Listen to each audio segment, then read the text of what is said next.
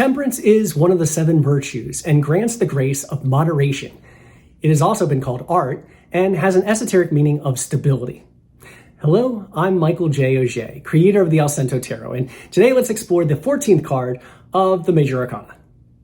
Although there are a total of 7 heavenly virtues, all of which are included in the Allcento Tarot, the virtue of temperance represents the third and the last of the virtues that is represented in what is considered the standard Marseille-style tarot. The other 2 virtues of justice and fortitude I've already discussed in previous episodes. Just as fortitude represents our discipline over irrational fear, temperance represents our discipline over irrational desire. French philosopher Blaise Pascal saw temperance as the grace needed to properly curb desire, to prevent the negativity of extremes. Regarding reading, he wrote, "When we read too fast or too slowly, we understand nothing." And regarding the drinking of wine, he wrote, "Give him none, he cannot find truth. Give him too much, the same." In the Visconti-Sforza deck, the virtue of temperance is depicted as a fair maiden pouring liquid from one vessel into another. Tempering seeks to create a stable mixture. It's more than just the balance of opposites, though. Temperance is a passive and gentle grace to listen and adjust. It doesn't rush or use force. Differences are not fought, but blended together to form a stable synthesis. When the tarot is viewed in repeating patterns of 10, this 14th triumph card is the second cycle of 4. Similar to the 4th card, the Emperor, who provides stability to all 4 corners of his kingdom, the virtue of temperance also provides stability by a disposition of intellect that governs our actions, orders our passions, and guides our conduct.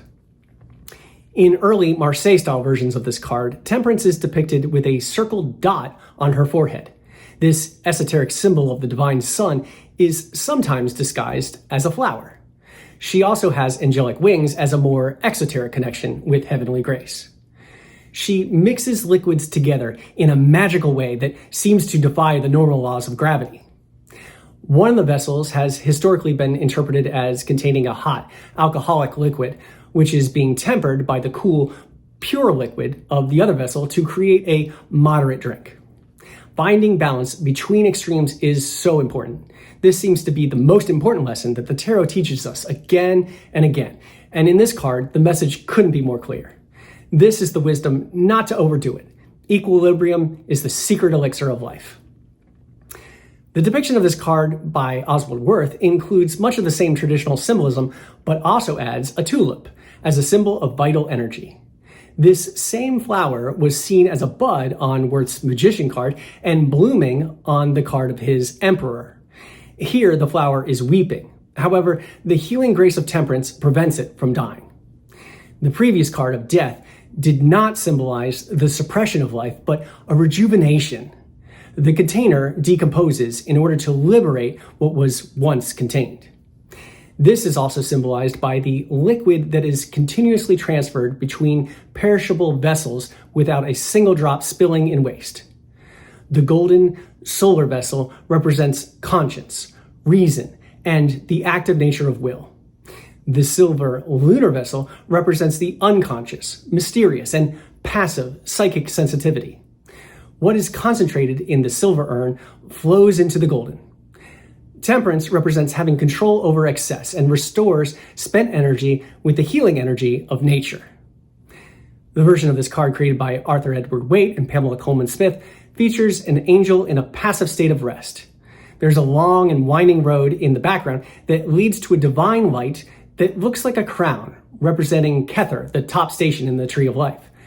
The long path hints that the final destination remains far off and will require an active effort to reach. On the angel's breastplate, the spiritual trinity is represented as a triangle, and this is seen within a 4-sided square representing the material. Above this is the unspeakable name of God known as the Tetragrammaton. This represents a blending of opposites by way of the divine. This echoes the idea of the 2 vessels of opposite energies that blend together and complement each other. The angel has one foot on the land and the other dipped in the water. This can be seen as the paradoxical fusion of the subconscious with the conscious, as well as a representation of the earth and water elements. The angel also has wings to link with the element of air, and the symbol of the sun clearly indicated on forehead is a link to the element of fire.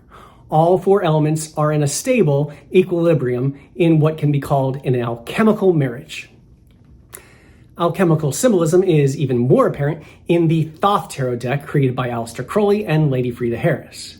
This version is retitled Art and depicts the art of alchemy.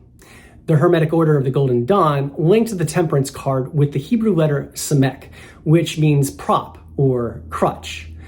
When we give up our material props that we use as a crutch, we will be able to then progress on our spiritual path. In order to do this, we will need to confront our darker aspects. But if we do the work, we will be able to evolve into a beautiful, higher state of consciousness. When an alchemist separates a substance, refines it, and then puts it back together, it becomes something new and improved. This is an allegory for the process of the spiritual seeker. We must break ourselves down, purify, and then reintegrate. To fully understand the art card of the Thoth deck, we must relate it to the Lover's card. The Lover's card in the Thoth deck represented the process of separation and dissolving or solve. And the art card represents the opposite of this, the process of reassembling back together or coagula. The Red King Emperor and the White Queen Empress that were once separated are now fused together into one figure. The blonde hair is on the head of the dark-skinned face, and the dark hair is on the head of the light-skinned face. The skin color of the arms and the gold and silver crowns are also reversed, and even the bees and serpents on their separate robes have merged into one decorative pattern. The red lion and white eagle from the Lover's card have also swapped colors. The Emperor's lance has become a torch and pours blood, while the cup of the Empress pours white gluten. These contradictory liquids blend together in a golden cauldron as a link to Temperance, the middle station on the Tree of Life, which is known as the golden sephira of beauty and harmony. Engraved on this golden cauldron is a raven standing on a skull, which is a link to the previous death card, as well as representing the purification process of change. Rising upwards from the cauldron is an arrow, a link to the zodiac sign of Sagittarius the Archer that the Golden Dawn corresponded with this card. The arrow of Sagittarius implies the importance of directed will in this process. The path of the arrow follows a stream of light that becomes two rainbows, forming a cape. There's also a rainbow encircling the main figure with a Latin phrase of vitriol that translates as, "Visit the interior of the earth, and by rectifying what you find there, you will discover the hidden stone." What this means is that if we look within ourselves and do the work to purify ourselves, we will find equilibrium, spiritual enlightenment, and will be surrounded by harmony. In the Allcento tarot that I created, Temperance is depicted as an angel with a 7-pointed halo that signifies her as one of the 7 virtues. This virtue embodies the Hermetic principle of vibration, stating that everything is in motion. Despite this being an even card, and therefore passive, ripples of water emanate from where her toes are dipped.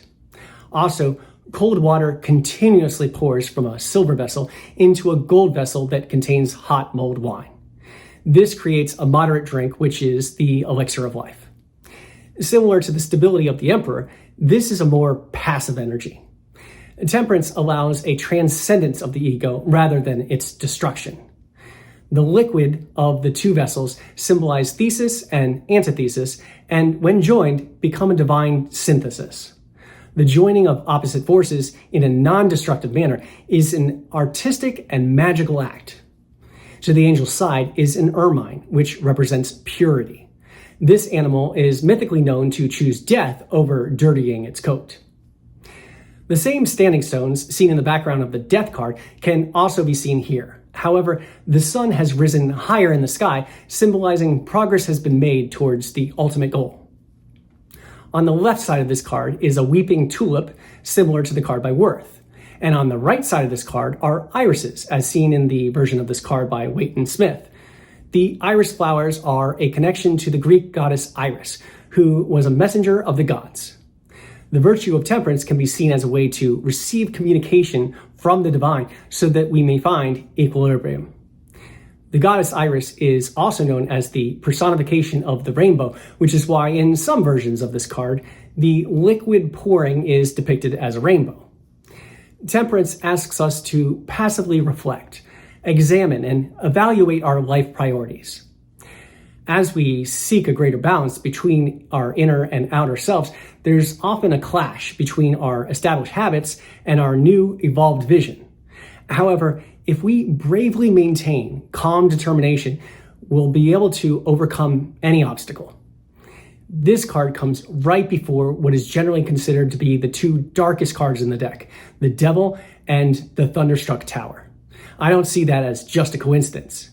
Before we journey into the dark night of the soul, we are given a gift to provide the stability that we will need so that we can continue to make progress towards a better, harmonious life. And this brings us to the end of another episode on our journey through the tarot. Please like, subscribe, and leave a comment to share your support. And as always, I invite you to visit my website, offbeatartwork.com, where you can request a custom tarot reading, as well as learn more about me and my career as a freelance artist. Until next time, brightest blessings on your spiritual journey.